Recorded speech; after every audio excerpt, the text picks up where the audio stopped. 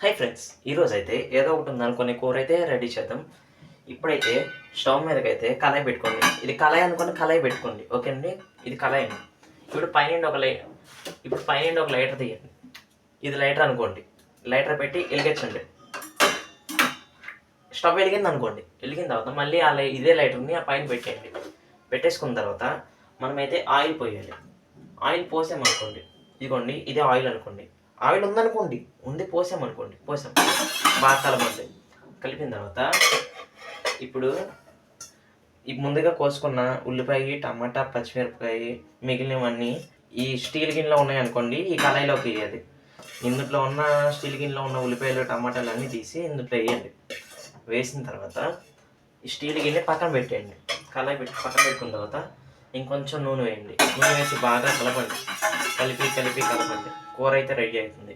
ఇదిగోండి పక్కన అయితే కుక్కర్ పెట్టాను. 3 విజిల్లు వస్తున్నాయి. చూడండి, 3 విజిల్లు వచ్చేలోపు కుక్కర్ అయితే 3 విజిల్లు వచ్చినాయి. ఇప్పుడైతే కుక్కర్ నుండి తీసుకుందాము.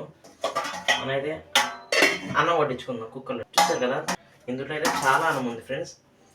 ఇప్పుడైతే మనకి కూర అయితే రెడీ అయిపోయింది. మళ్ళీ ఇప్పుడైతే మనం స్టవ్ ఆఫ్ చేసుకుందాం. ఇప్పుడు స్టవ్ ఆఫ్ చేసుకున్నాం అనుకున్న తర్వాత ఇందులో చూసారా, చేయి కాలుతుంది. కానీ కాలట్లేదు అనుకోండి, నేను తీసుకుంటా. చూడండి, చాలా కర్రీ అయితే ఉంది. చూడండి, ఈ కళాయిలో నేను తీస్తున్నా. చూసారు కదా, బాగుందండి.